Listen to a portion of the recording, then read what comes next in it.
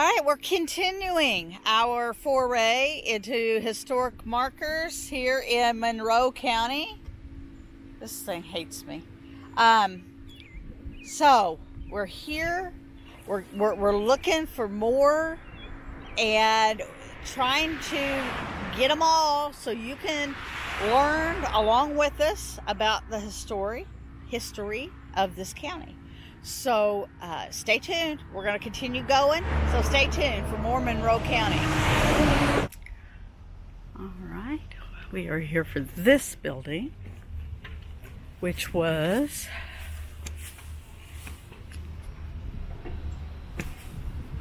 the Garretson Home. It was built in 1852 as a family home in the Italianate style by William C. Garretson, a prominent figure in the history of Monroe County.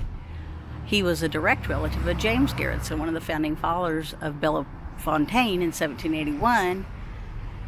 But after 2 years of inhabiting the property, he granted the property to Martin Schilling for $1,750. And it goes on about the people who lived here. They did operate a tavern and dance hall I'm off center. Up on the second floor. Different people. Ooh, wow. Talks about how Martin Sr. was killed at his tavern as a result of a bar fight caused over a bottle of wine. Whew. 1 year later, Nicholas Schilling was robbed and stabbed to death on his way to St. Louis. Wow, the family fell apart after this. I don't doubt it. All right, this building was Henry's Grocery. It's 219 and 221 South Main. In 1818, George Forquer purchased and along with Daniel P. Cook began laying out the lots that would become known as the original Waterloo or Old Town Waterloo. And Alexander Wells bought Lot 82 in Block 11, and it stayed in his family until 1844 when it was sold to John Pirtle for $60. And upon his death, the lot was divided down the middle and sold at auction to the highest bidders. He sold it, and other people, there were lots of things here. There was a millinery, women's hat shop, grocery store, some building was lost to outstanding debt, sold at auction. The grocery store was operated from 1928 to 1953, and it was known as the Nickel Block Banker because of the building's location in the heart of the nickel block and the grocer's willingness to cash checks for friends and customers. It's now being operated as the Bean Tree Cafe. All right, we're outside the Advocate Building. According to the late Mame Wetmore Horning, who remembered watching the building go up, the Advocate Building was built in 1868 at 222 South Main Street. It was a brick 3-story structure. It had a newspaper, which was it had been in the Siegel Building, and he moved. J.F. Gottschall moved the newspaper to this new building, and it was Gottschall's residence, a grocery and dry goods store, as well as a bookstore. Would have been a wonderful place to go, where McGuffey readers were sold. After several years, Gottschall became sole owner of the Advocate. And it goes on to talk about the different people who worked there, what the paper was like, other owners as people died and people came on. In June 1952, the Waterloo Republican, which is what the paper was called then, began broadcasting a live 15-minute local news broadcast directly from the office of the Republican. In 2004 to 2005, I'm reading the bottom, First National Bank of Waterloo, located just south across the alley, purchased the Advocate Building, demolished it, and erected a new building for its operations staff. They kept a similar look of the Advocate Building for the new building and even kept the old ball hitch intact. So it's kind of fitting because that the Bank of Waterloo ended up with the property, as H.C. Voris was one of the bank's charter officers when it was organized in 1912. All right, so We meet all kinds of great people when we're doing this, but let's go back to the Braun Property. This building was officially known as Tax Lot 2 in Block 8 of Waterloo, and it dates back to the year 1845 and has served many purposes throughout the years. Unfortunately, we have no record of what it was used for in its earliest years, other than one picture from the late 1800s that reads S. Rugenheimer Grocery, which is pictured there at the right. What we do know, that it was first given to James Burke by John Morrison in 1845, and then it was transferred to Jolas Morrison, and it goes on through the different owners as you go down through there. Recently, the building was bought by the Schmitt family and completely renovated and stripped down to its original brick walls to become the vintage wine bar. So please go in there, pause, zoom in, read all the details. It's pretty fascinating, a lot of the different things this building has been. Okay, our next marker is here on the side of this building in Waterloo, and it says the Oddfellows Building. Elizabeth and William Sinhold were the first owners of the land on which the Oddfellows Building sits today. There were several other owners, one which made headstones and marble and granite monuments and tablets. There are stories of a brickyard being here. The original bandstand was also first located here before it was moved. David Tripp, when he died, his wife, Joanna, gave it to the Oddfellows upon her death, gave the land to them. There was a theater, and there was a banquet hall and meeting rooms, and all kinds of stuff going on. You can pause and read all of that. They did decide on a name through contest. The name was the Capitol of the theater, and the lady won for that name. And then the theater continued on, and the meeting hall continued for the Oddfellows until February 24th, 1975. And right now the Monroe Actors Stage Company are doing shows on weekends here. So I think that that's amazing that the entertainment is continuing in this building.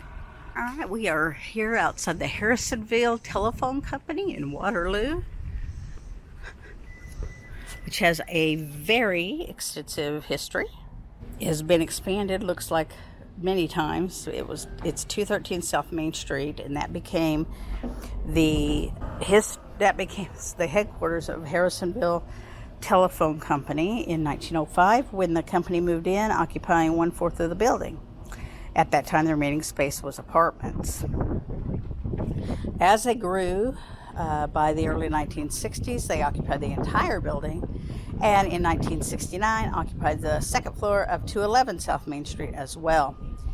And then they took occupancy of most of the space at 211 South Main Street and the entire building by 1985. And in 1992, the company acquired all of the property from 211 South Main to 201 South Main, and in 1993 raised the entire block to make way for the corporate offices of Harrison Telephone Company, 213 South Main Street.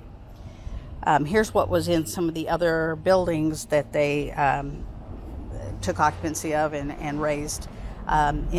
At 211 South Main Street, there was a grocery store. Then it became a bakery. Was that way for so many things. And then 209 South Main Street was the northeast corner of the Schulmeister Bakery, and it had a barber shop in it. The barber was also the justice of the peace.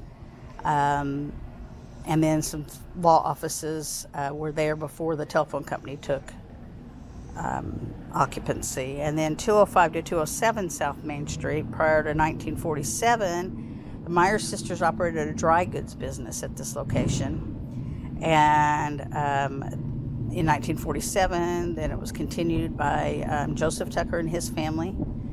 And there was a gas explosion on Mill Street in April 1966, which destroyed the building. They had been occupied by Zebo Home Utilities, and it relocated here to 205 South Main Street and continued to operate until it closed in December of 1988. And in 1989, there was an insurance and realty company there. Now 201 to 203 South Main Street, there was a cobbler shop, a confectionery, different bars with a soda fountain and homemade ice cream. And then there was another side that had beer and hard liquor for adults. It was called Rex's. It's known for its hamburgers and was the place to be when it snowed. The city of Waterloo would block off 3rd Street and allow people to sled ride from Rex's to the light plant, now located on Route 3. There was also a photography studio there for a while upstairs. And it was, after Rex's retirement, it was known as Mary Jo's Cafe in the 80s. All right, this marker is for the Walhaus Building. Henry Walhaus was born on April 7th, 1847 in Dunkerhausen, Germany. His family immigrated to the U.S. in 1855 and settled in the Columbia, Illinois area. Shortly after, the Walhouses bought a farm in the Foster Pond area. Henry farmed his father's place until about 1882, when he opened a hardware shop at 216 South Main Street in Waterloo. It was called H. Walhaus Hardware and Cutlery Store. On September 18th, 1908, Henry purchased this building at 129 South Main Street and moved his hardware store here. Historical records do not tell us when exactly the building was erected, but it is believed that before this time, previous owners used it as a residential home. Henry's son Herman helped his father in the store for several years, eventually taking over the operation. So I'm going to back up a little bit so you can actually see a little bit of the building.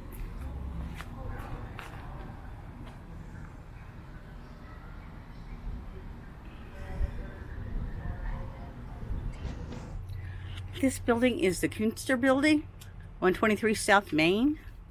Herbert Kuenster immigrated to America from Germany in May 1852. He came to St. Louis, where he was a clerk in Dr. Berghoff's drugstore. Some of his fellow countrymen were residents in Waterloo, and at their request, Kuenster moved and opened the first drugstore in Monroe County out of his residence.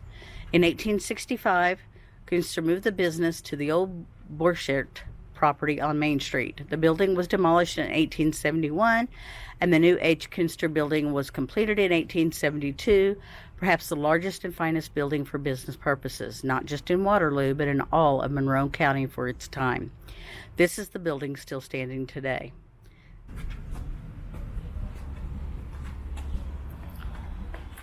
And it's still a pharmacy today, but it's a big building.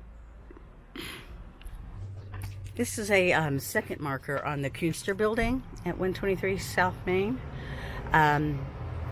There was apparently more contained in this building than the pharmacy. And there was real estate. And you can read here at some of the other things that went on in this part of the building. There was the long distance telephone, the Bell Telephone Company of St. Louis. They used it for offices, and First National Bank of Waterloo.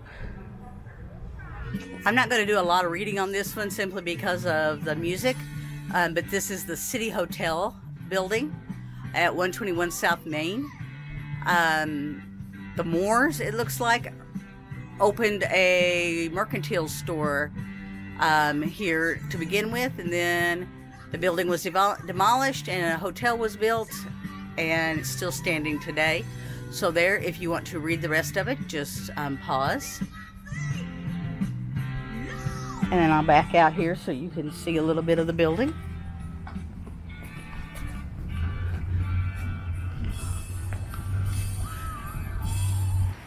All right, this is the Pluth Building, 115, 117, and 119 South Main. It was originally constructed in 1885 as a two-story building, which featured a French-style mansard roof. The roof reached the height of the current building's third floor. Original sketches of the building plans detail the upstairs as mirrored living areas used as apartments, featuring a parlor, a bedroom, and a kitchen. It was once the site of the Waterloo House, a hotel in which many travelers stayed and their horses rested. This block was known as Hotel Block, with having the Southern Hotel down the street and the City Hotel next door. The base of the original building is all that currently stands, and it goes on to talk about the owners, Jacob Pluth and his wife Anna Pluth, née Barker, who opened up a dry goods store, and you can read the rest of the history of this location and the family as go down. But here's one really interesting thing. The Morris Lodge is home to two Revolutionary War treasures. The first was a gavel that had been presented to the lodge, and this is the Masonic temple, the Masonic and the Eastern Star that have used the facilities. The gavel was made from a tree which grew over the tomb of George Washington, and the second was known as Tyler's sword, and it's believed to have been presented to the lodge by brother Peter Rogers, the founder of Peterstown. And it was a sword his father carried in the Revolutionary War when he was one of the lifeguards for George Washington at Trenton and Valley Forge. So that's cool. So it talks about some of the history of the Masons and the Eastern Star in this building. And there you go, if you want to finish reading it. I'm going to back up so you can kind of get a little bit of a view. Remember, just the bottom level is all that's original.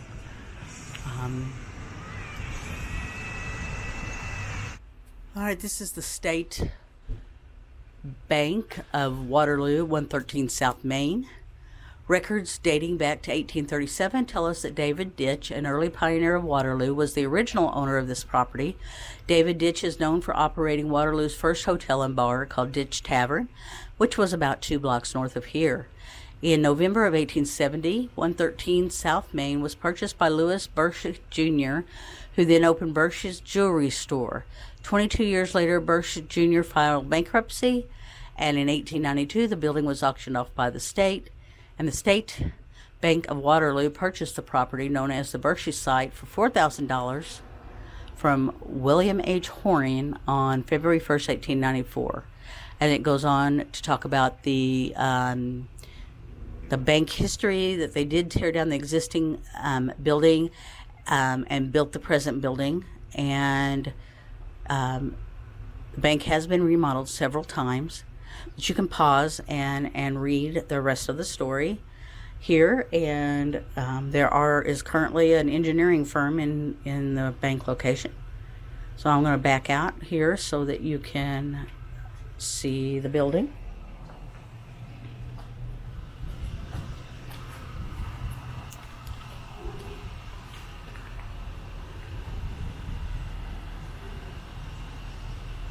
This is the Wismath Property, 107 South Main.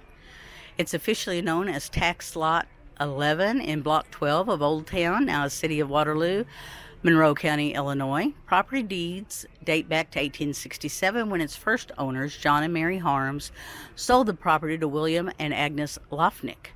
In 1871, the Lofnicks sold it to Henry Wismath. The property stayed in the Wismath family for more than 70 years. Other than the property deeds, there's not a lot of written record about the property. That we don't know what stories were real, but some of them is passed down by word of mouth. The original building was a single-story structure with a basement. There was an addition of a second story in later years. It talks about what's going on now. There's an apartment up there and the different entrances that the building has had. It's been a tavern and different things throughout the years, but a lot of time, I think most of it was a bar and a tavern. So there's the rest of the history if you want to pause and read that. And then I'll back out here so you can get still a bar, Randy's RR Bar. Here we go. All right, Commercial State Bank, 101 South Main. This building, as it stands today, sits on combined lots, which were originally the sites of a rock residence and a butcher shop. Theodore Roosh's Meat Market. The meat market was a family-operated business in the 1880s ran by prominent butchers Theodore, George, and Anthony Roosh. And then the Commercial State Bank of Waterloo organized as a private bank in 1882 and was originally quartered in the Roosh Building, which is now Gallagher's Restaurant, on Mill Street. And when Theodore Roosh passed away, his son Thomas sold the building to Hugh Murphy, a co-founder and vice president of the Commercial State Bank in 1919. And it goes on to talk about history with the bank. When they moved on, there have been a lot of remodeling done to the building. There's housed various offices, doctor, dentist, attorneys. Well, it looks like there was an explosion and a fire in 1966. So pause and read the rest of the history. And then I'll back out here and let you see the building.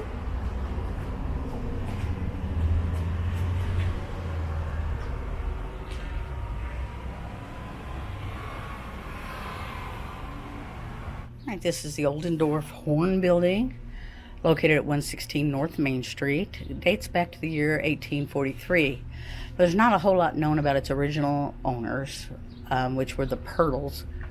But they sold the building to Thomas Singleton in 1843.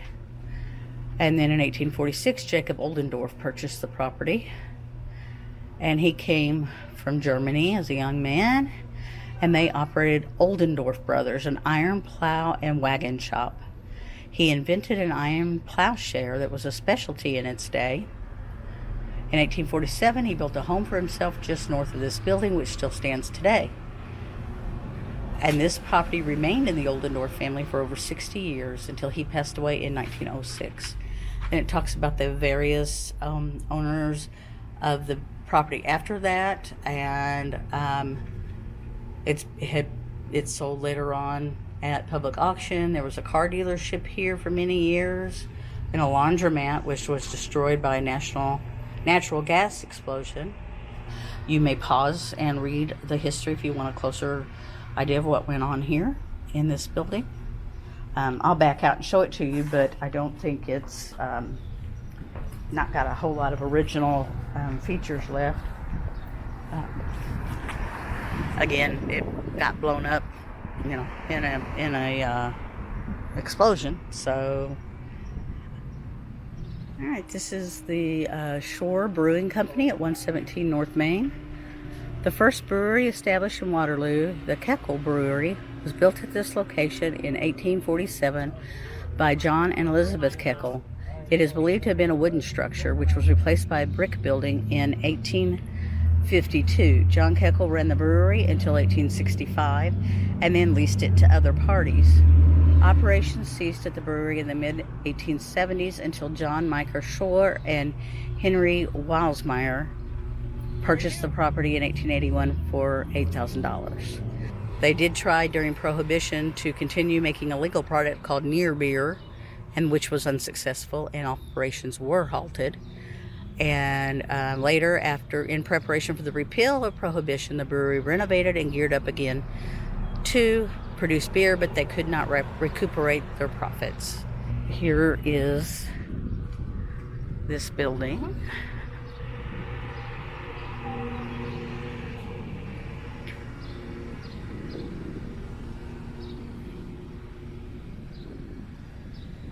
And our next marker here in Waterloo is on the side of this building.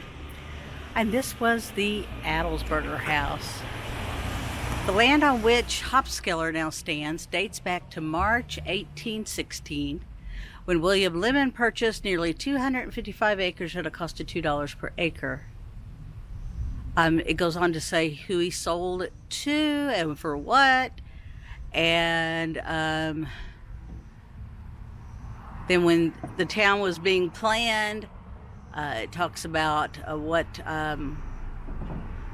they did. And Jesse Wiswell and his wife Sarah sold their prime real estate in August of 1853, turning their $200 investment into $500 in less than 10 years. as the demand for downtown space increased, following a major influx of German immigrants to the regions. And the buyers, who were William and Cecilia Adelsberger, quickly set about constructing a grand home on the vacant lot just south of the public square. And it was completed by 1855. Now, we have no way of knowing the original layout of the home, but this brick exterior is original, and renovations during the construction of the current business Hopskeller, which is a brewery restaurant, revealed the foundation to a long since raised outbuilding, probably a summer kitchen, and an expansive underground cistern.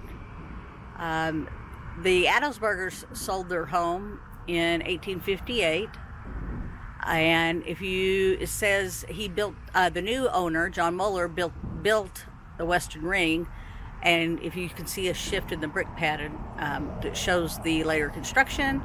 So it goes on to talk about what the next part of the home was and what it was used for.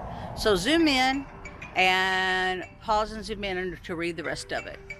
Continuing our walk around downtown Waterloo, this is the Brey Building at 115 and 117 East Mill.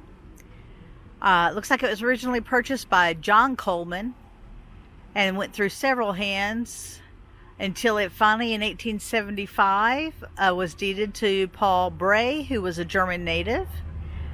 He came to America in 1849 with his father and attended one semester at the public school in Williamsburg, New York.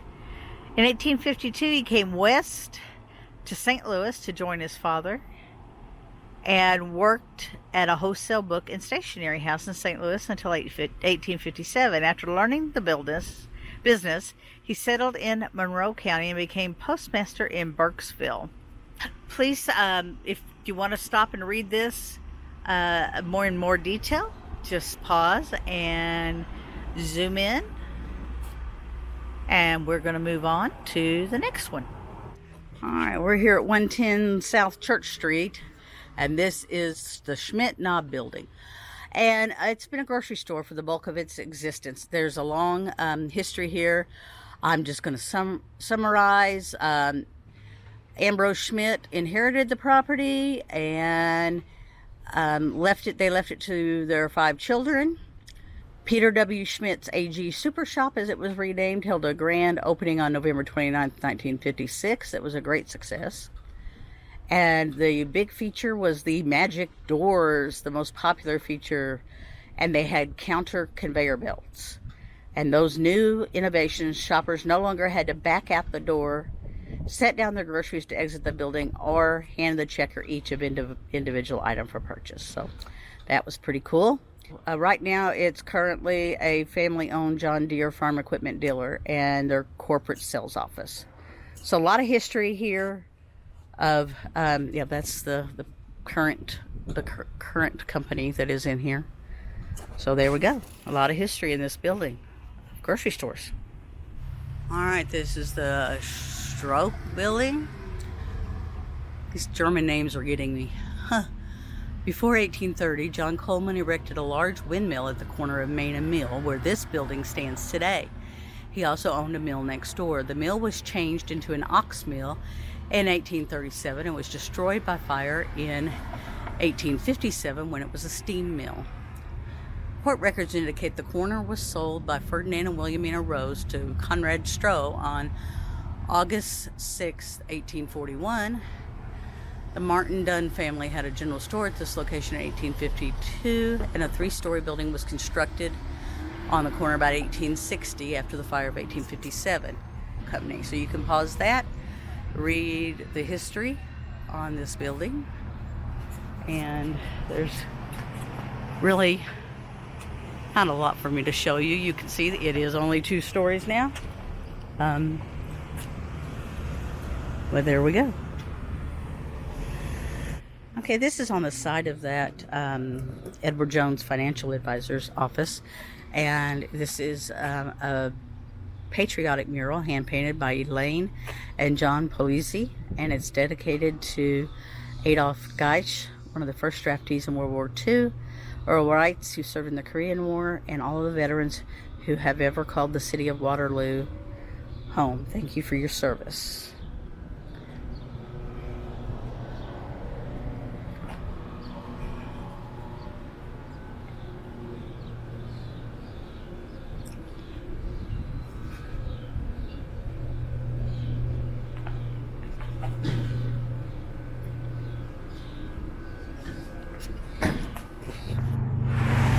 Alright, y'all, this has been the further adventures of Monroe County Historical Markers. I hope that you are continuing to stick with us through this.